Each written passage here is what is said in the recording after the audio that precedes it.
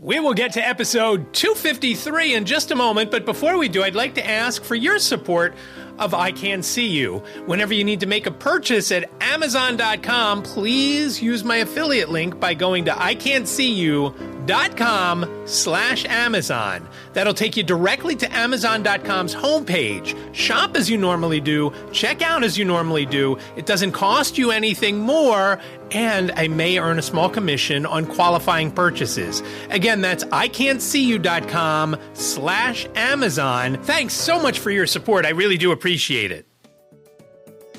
From Studio B in Swarthmore, this is the I Can't See You podcast with David. It's like blind people for dummies. Hello there, and welcome to episode 253 of I Can't See You. My name is David, at David Benj on all the socials. I really do appreciate you joining me today, and what I believe is going to be the last episode of 2023. Of course, it all depends on the editing. I am recording this late in the afternoon on the 30th of December. That gives me roughly about 32 hours or so left to get it published before the ball drops in New York City. And I always think it's funny that the ball is dropping there, but Jane is here. So she is going back home on January 1st, and we'll celebrate her 27th birthday on January 2nd. So an early happy birthday to you, Jane. I know you're not going to listen, but...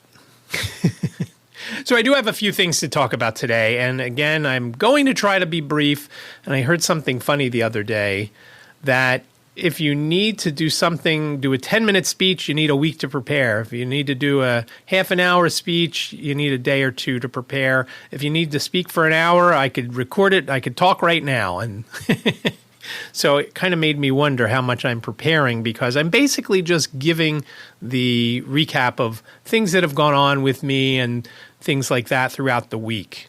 I'm going to lead off with a Ziggy update, and this just seems to be never ending. I've nicknamed him now Money Pit because we found out a couple days ago that he is going to have an endoscopy and colonoscopy on the 5th of January. And what does that cost, you may ask?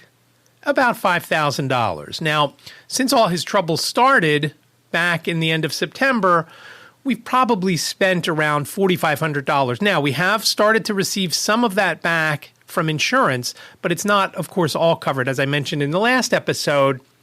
And this $5,000 plus or minus, we have to pay each year. There's a $500 copay. So obviously the first $500 is not going to be covered. So we're looking to maybe get back somewhere between $2,500 and $3,000 of the $5,000 that, of course, we're going to have to pay out first. So I can keep complaining to Liz about our credit card bills being super high. And the reason they are because of Ziggy. But hopefully this will fix what's going on with him, or at least figure out what's going on with him. They've changed his food again.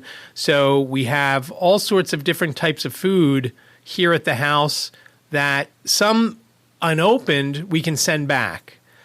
Partial cases of cans we can't. And I don't know what the kind in the can is called, but it looks like we're going to try and take that to our vet and see if he can use it. When he has a dog that has an issue, and maybe that's what they need to have. But we'll see how that goes. But he's just not 100%, and we figured last night, we had gone out, and I'll talk about this a little bit later, but Liz and I had gone out to dinner, and Jane was here with him, and Jane said he whined the whole time that we weren't here, and he does have an issue when Liz and I go out, or Liz or I go out. But not to that extent. And it's kind of like, as I said today to Jane, it's kind of like when a kid is sick and their mom isn't there. The dad's okay, but they usually want the mom. And it was akin to that, is what I kind of likened it to. So hopefully Ziggy is better. I mean, he's on a walk right now with Liz. That allowed me to record this. So we'll see how it goes. So next Friday, the 5th, is when he has this stuff done. The worst part is he cannot eat anything after dinner on the 3rd. Now, as I've mentioned numerous times, Ziggy is very food motivated, so I'm not sure it's going to be like a 24-hour strike for him, because he's not going to want to do anything that we ask him to, because we can't give him any food or any treats. So I don't know how that day on the 4th is going to go for me. Liz, of course, will be at school and miss most of that. So keep your fingers crossed for me, because I'm not really looking forward to that day where he's going to be very whiny and hungry and not know what to do. I don't even know that I could play our normal morning game, our normal morning routine, if I haven't mentioned. After I eat breakfast, I usually hide something in the kitchen, usually a box, but sometimes we run out of boxes and I use different bottles that we've given him to play with over the course of the previous weeks. But the boxes are what he likes best, and they're all sorts of different sizes. Since Jane has been home, Jane has been eating these frozen lunches, so the boxes are nice and they're small, so they can kind of fit in different places. It's some of the other boxes, usually Tazo tea boxes. These food boxes fit in different spots, so it's different hiding places for me, for Ziggy and the box. And basically, he sits in the living room. I go hide the box, and I tell him, okay, go find the box. And then he looks around. Today I had him stumped because I had it hidden in a spot where I never had hidden a box before, because it was really thin. So it was a lot of fun. He enjoys it. And then of course the game for me is to get the box away from him before he eats any of the cardboard. And that's happened almost as numerous amount of times as he's found the box. So I don't even want to play that with him on Thursday the 4th. Fingers are crossed that everything goes well and we could figure out what's going on with him and move on from that, because it hasn't been fun. And as I think I've mentioned before, he has been, since sometime in October, he has been sleeping in our room. We got him a bed. He never slept in it. We sent it back. And he basically sleeps either on the floor or he'll jump up in bed with us. And we have a king bed, so it's fine, except sometimes when I come to bed, he's, sprawled out right on my side or right by my pillow. The last couple of days, I've gone up and he likes to face the windows at the opposite end of the bed. So that means his butt is pointed towards me. And if there's one thing that you don't really want pointing your way, is a butt with a dog that is having some sort of GI or some kind of issue.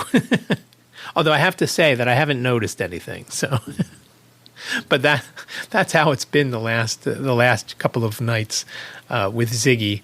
And it's just kind of, he doesn't seem to enjoy being up there as opposed to going into his crate or his cage or whatever you want to call it. And he does go to bed earlier because Liz goes to bed earlier, and he goes up when she goes up, usually in the 9 o'clock hour.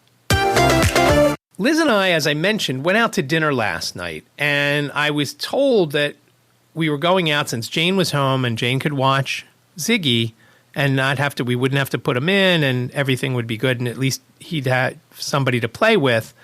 So we went out to dinner, and I was hoodwinked by Liz. She told me that somebody at school where she works had told her about this restaurant. It's called High Street Philadelphia. It's right on the corner of 9th and Chestnut.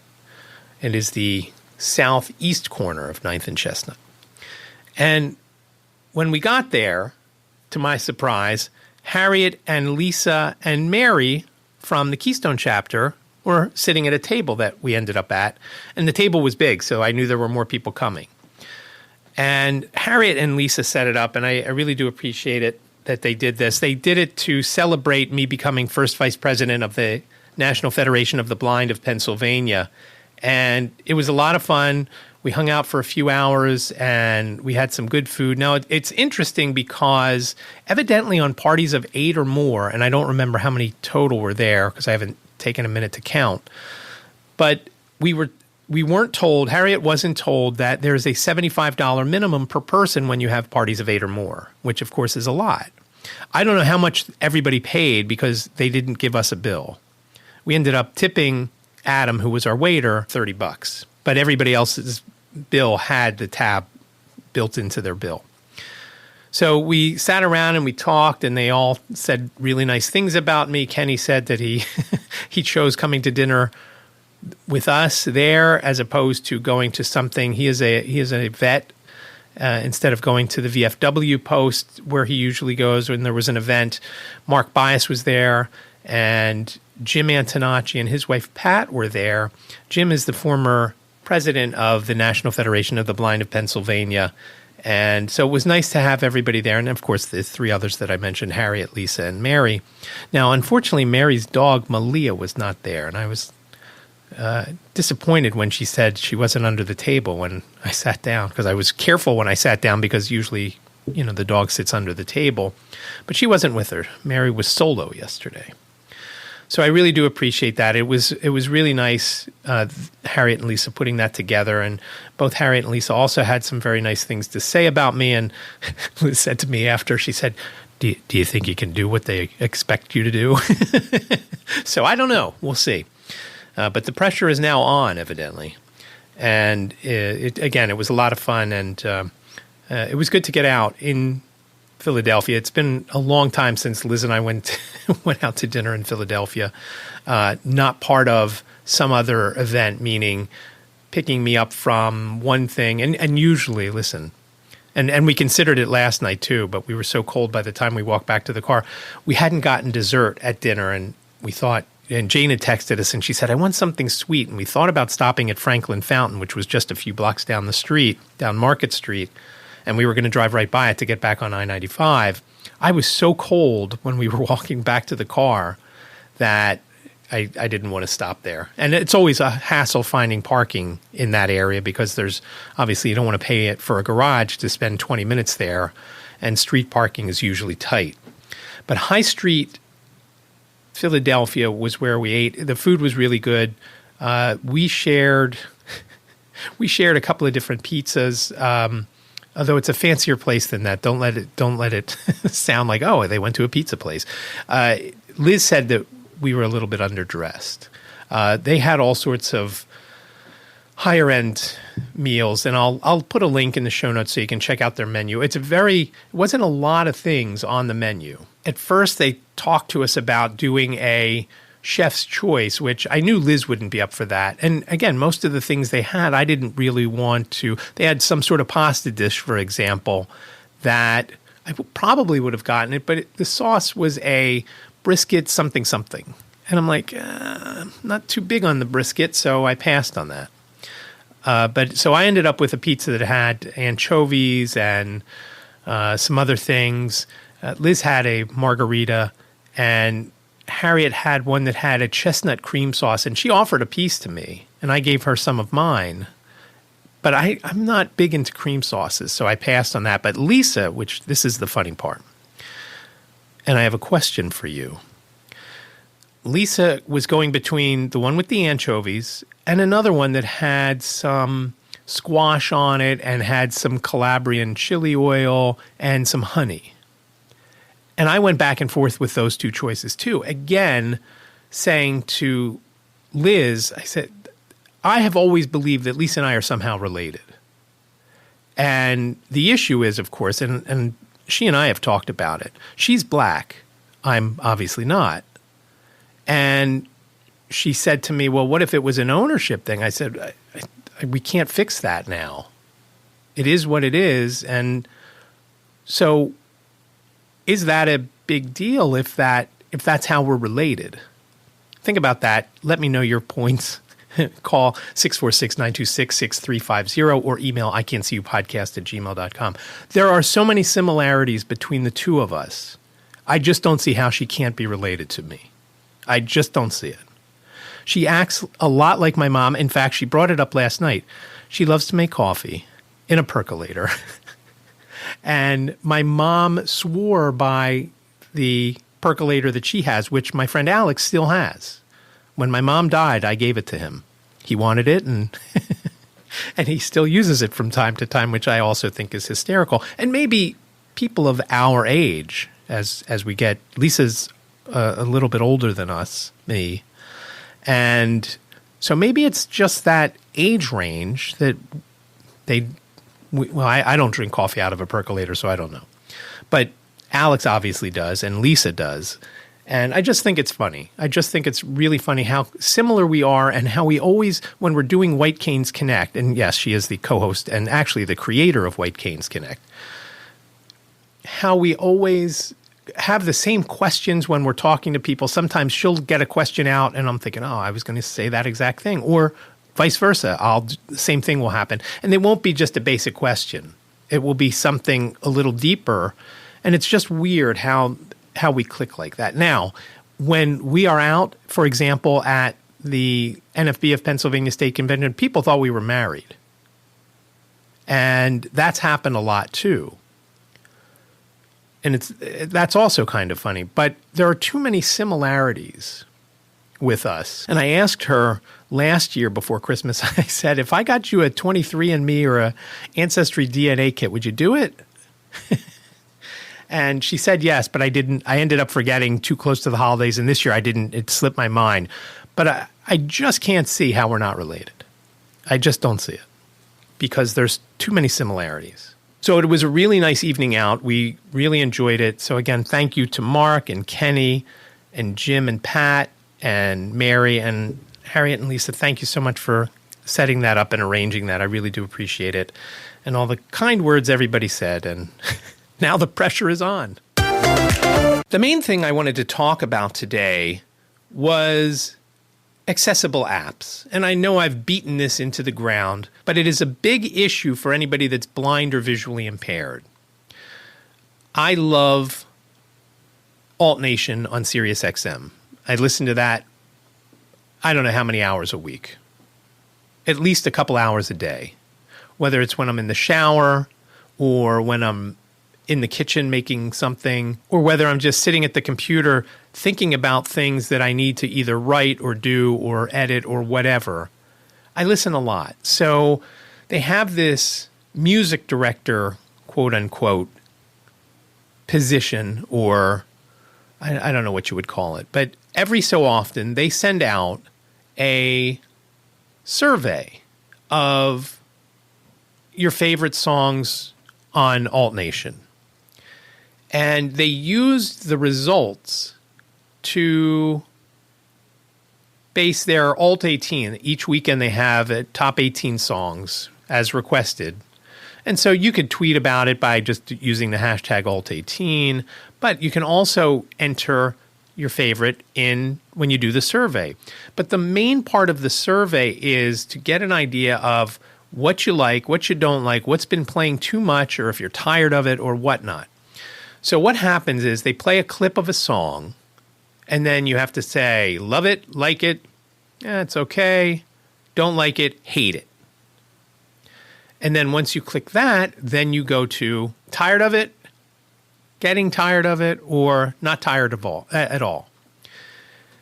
So when I saw the email yesterday, or I'm sorry, 2 days ago, I was in the living room and I was with Ziggy and Jane, and I said, I'm going to take this right here because I didn't want to come downstairs. It was cold in Studio B, and I knew I wasn't going to be down there long because I was getting ready to eat lunch. But I wasn't quite ready, so I thought, I'm going to do this survey on my phone, try it on my phone. When you click the link in the email, it takes you to a third-party site that does this survey. And the survey has improved quite a bit from how it used to be. But I never did the old one on my phone, so I don't know how good that was. So I go to the app, and you have to fill out some particulars. What's your age? Where are you listening at? Mid-Atlantic, so forth.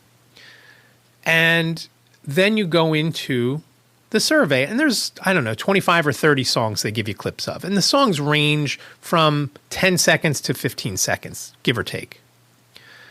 So I get all set up to do the first one, and I touch the screen, and it says 000, meaning it was at the play position, the very beginning of the clip. And I could see a blob, which I thought was the play button. So I started single finger swiping to the right to go through each of the links and headers and whatnot on the page. I couldn't get to the button. So Jane was there, like I said. So I asked her to come over and take a look. And I said, Janie, do you see the play button here? She said, yeah, it's right there. I said, go ahead, hit it. She was hitting it. Nothing was happening. It wasn't saying anything. It wasn't playing.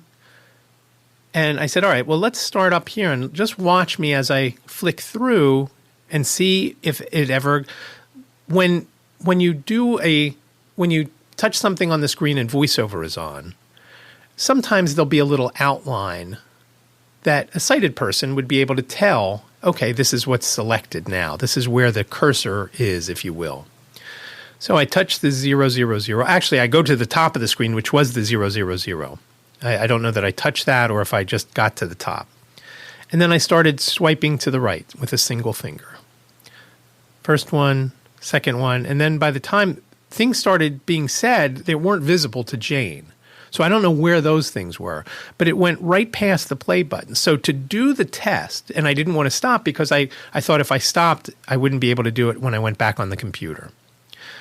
So what I was having to do was, once I got to the song, answered the questions from the previous one, or in this case, just started, I would shut VoiceOver off by triple clicking the button on the right-hand side of the phone, turning VoiceOver off, hitting the button, as I suspected it was the darker blob on the left-hand side of the screen, just under where it said 000, Jane told me. And I would listen to the song, and then I would rate it. But sometimes I would forget to turn VoiceOver back on before I touched the screen. So sometimes I said things, and I'm not sure how it worked out. I may have said I loved something when I only liked it. Or worse, I didn't like it at all. Because I don't know what I touched because I forgot to turn on VoiceOver to do that. So it was very annoying, and it took me a lot longer, obviously, to get through that because I had to constantly turn it off and on and then make all my selections. And as I'm doing this, and I said to Jane, do you see how things are when something isn't 100% accessible? This is what we have to go through. And sometimes it's as minor as touching and hearing it say button, and then you wonder what that button does. And sometimes you just take a chance and hit that button because you kind of assume that, okay, that must be the submit button, or that must be the next button, or whatever it might be. Sometimes you have no idea, and sometimes you end up at a spot where you got to go back and hit something else. And that's the problem with a lot of apps. Those are the issues that blind folks and visually impaired folks have with apps. When they want to do something, sometimes it's completely different on how it's supposed to be done just to get it to get done. And it is a very frustrating thing to have to go through to get stuff done. One of the things that one of the agenda points in this year's Washington seminar, which is where the NFB goes to Capitol Hill at the end of January, and we go and visit, since I'm from Pennsylvania, we will be visiting the various representatives from around the state. Now, there's going to be a couple of groups, so not everybody goes to every representative, but the folks on the NFB of Pennsylvania board, anybody that's at Washington seminar, will go to the two senators. They just don't have a lot of room to fit 10 or 15 people in usually. And so it'll just be the board members who are there to go to the senators. But everybody divides and conquers with the representatives. And usually one of the representatives that you're assigned to is one who is your rep. So I'll hopefully be assigned to go to see Mary Gay Scanlon. She is our rep. Pennsylvania 5 is our district. And that's changed a few times over the years because of redistricting and whatnot. So that's one of the items on our agenda. There's usually 3 points. I don't remember what the other two are. They just came out, and obviously I'll know them frontwards and backwards when we go down because we usually, if we can meet with the congressman or congresswoman, we usually do a brief rundown of each one and then go deeper if they have more time. And usually the meetings are only 15 minutes long at best. And last year was the first time we actually got to meet with a rep, and that was Glenn Thompson. I forget what district he's at. His district is so big. He's from where there's not a lot of people. So there's, I think he said 15 counties are in his district. So that's one of the items that we'll be going down and talking about, both app and website. That's another issue. And one of the big things that comes out of that, the accessibility, most government websites, they require folks to have their website accessible, but they're not accessible. And I know I've mentioned it before where people have to file for unemployment, or I guess you have to, after so many weeks, you have to refile. Not accessible. A lot of things aren't accessible. And with government sites. I mean, obviously with other sites as well, but they kind of wanted a pass on the government sites, which I think is hysterical because if a business wanted a pass, more than likely they wouldn't get one. But the criteria of, oh, it's okay, you don't have to have it done, you have 3 years to get it done. Well, what do the blind folks do in those 3 years when it's not done? They have to go ask for help. There's no other way to get stuff done. I have to go to Jane or Liz or Jacob. Ziggy, of course, doesn't read. Or I've got to try to use AI to do it, either Be My Eyes or Seeing AI. And it puts us at a great disadvantage. Even when it comes to entertaining things, stuff doesn't always work. As I mentioned with the survey for the Alt-18 and from Alt-Nation. Now, if I had no sight, I don't know that I would have been able to do that. But I could see the blob, and I don't know if it was a play button. I don't know what it was. I don't know if the play button was white inside of a black blob. I don't know. I don't know what it was. But there was a dark spot on the screen, and Jane told me that's where it was, and that's where I just kept hitting. And I guess if you had no sight, you could kind of remember, okay, it's about an inch off the side and however many inches down. But it's just very frustrating and hard to live the life we want if we're constantly having to find another way. And that's the name of the game, as I've mentioned a million times, is finding another way to get the same thing done. Sometimes it takes a lot longer, and that part is also frustrating. A couple of things that I'll be brief on. About a month ago to 6 weeks, Liz had bought me a Stanley travel mug. The mug that I use for my iced tea in the afternoon, there was no way of taking the top apart to clean it. And I had used it for so many years that I didn't want to break it, but she said, let's get a new mug. And the reason I got the mug, Jane wanted a mug for Christmas, one of her Christmas gifts. So to make free freight, she was going to order something for herself, meaning Liz, and she decided to get me something instead. And I love my mug, I have to tell you. It's a 64-ounce mug. I'll put a link in the show notes. Of course, it'll be to Amazon, and it will be an affiliate link. So if you do buy one, I appreciate it. It's 64 ounces, and when the ice goes in, I put about 850 grams of ice in, and then pour the iced tea in, which the iced tea, after it's brewed and everything and the tea bags come out, I usually have a little over 710 to 715 grams of tea. Again, I know you don't measure liquids with grams, but I know that that's the ballpark I want to be in. As I mentioned last week, once I figure out how much water I need, boiling water I need for the tea, I know all the stuff that falls into place after that. And the ice cubes that I put in, the first thing I noticed when I first started using the mug, and the mug wasn't a gift for me, it was just, once it came, I could use it. It wasn't a Hanukkah gift. It wasn't a birthday gift. It wasn't any kind of gift. It was just a, hey, we made free freight because here's a $60 mug that you also get. The first thing I noticed when I used the mug was that even after a few hours, the iced tea tasted the same because the ice didn't really melt that much because it kept it so cold. And that I thought was amazing. To the last sip, I could still taste the tea and the lemon.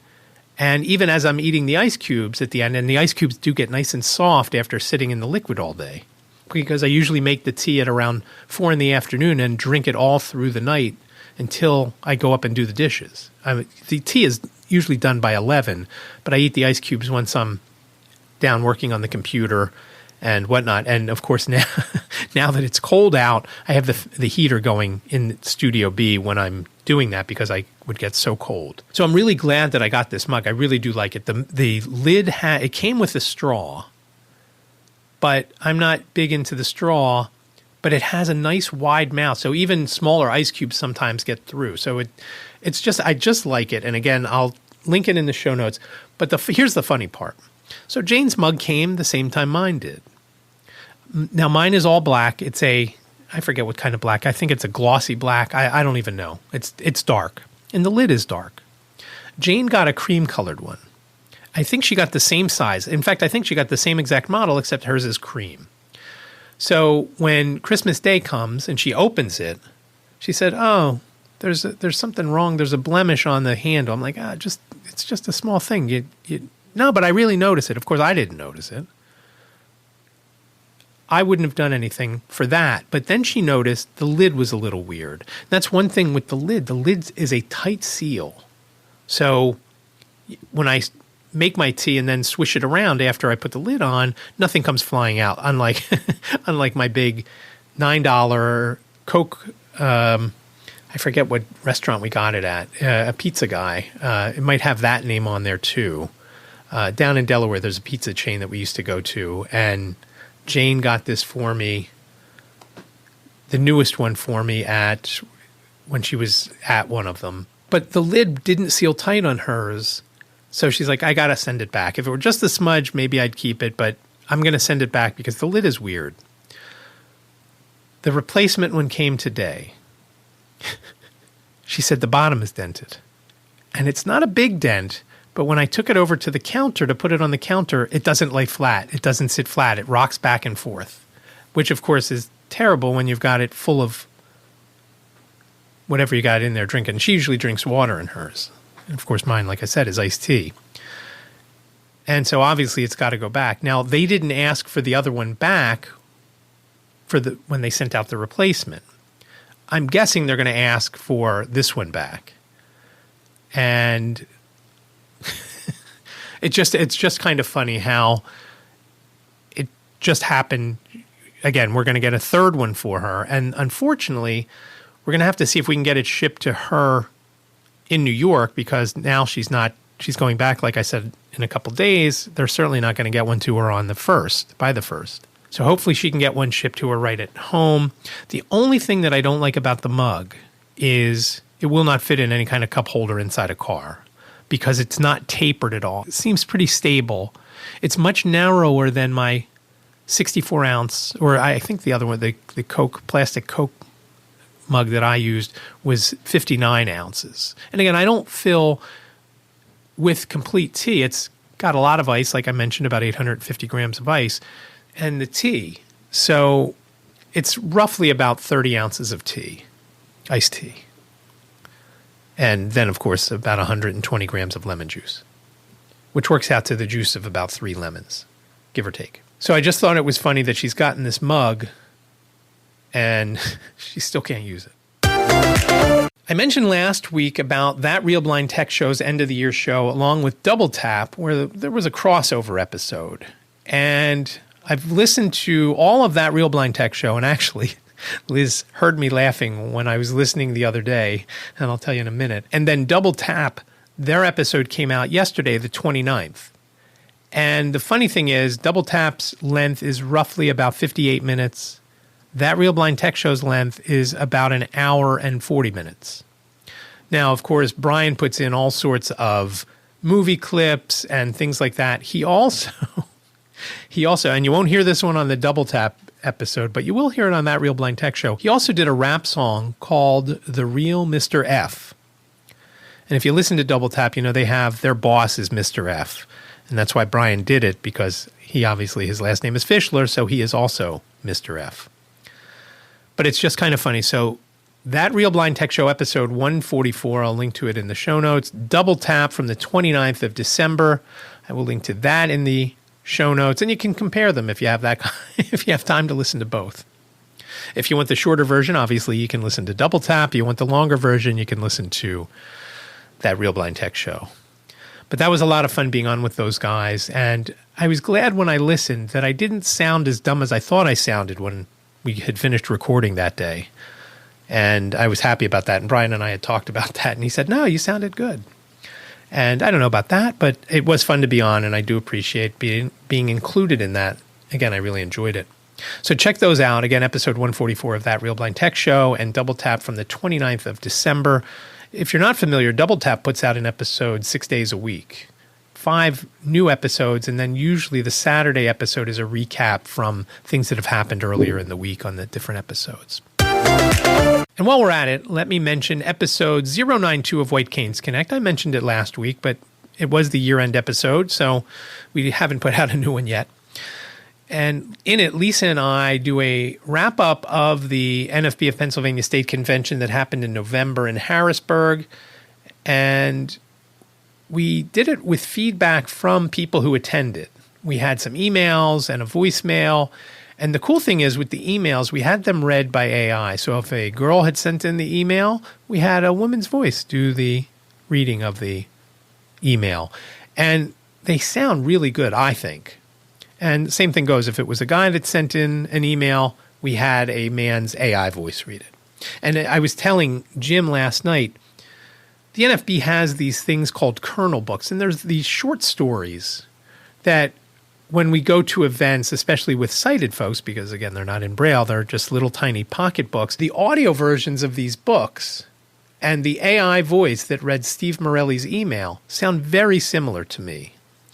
So again, check that out, episode 092. We also had some audio clips from previous guests of the podcast, wishing Merry Christmas, Happy New Year, things like that, as well as some other people had some other things to say. The angel blind gardener, Sue Brazel, had a little poem, and it was just, I thought the episode turned out really nicely. So give that a check, episode 092 of White Canes Connect, available wherever you get podcasts. And that was a lot of fun doing it. It was a lot more work, but it was a lot of fun putting together and talking about the different things that we did. That is all I have for episode 253 of iCantCU. I wish you a very happy, healthy, and prosperous 2024. Remember, you can find the show notes over at iCantCU.com/253. That's iCantCU.com/253, numerically speaking. And remember, iCantCU sounds like a whole sentence, but it's only 7 characters long. iCantCU.com/253. As always, you can reach out via phone, 646-926-6350. You've got up to 3 minutes to leave your name and town and whatever you've got to say. Again, 646-926-6350. I'd love to hear from you, so please reach out. You can also email me at iCantCUpodcast@gmail.com, iCantCUpodcast@gmail.com. There are no limits. Just anything that's in your mind, on your mind, whatever you got to say, put it in an email and shoot it that way. iCantCUpodcast@gmail.com. And of course, you can always reach out on social media at David Benj on Facebook and Instagram and Threads and Twitter and X, which is the same thing, and LinkedIn, and on YouTube, where you can also listen to the episodes. My goal is to start with next year. So next week's episode should also be available on video. We'll see how that all works out. But I do appreciate you listening. Be well, stay safe, and I will talk to you next week. Thank you for listening to the I Can't See You podcast with David. Please rate, review, and subscribe to the podcast wherever you listen. And don't forget to share the podcast with your friends.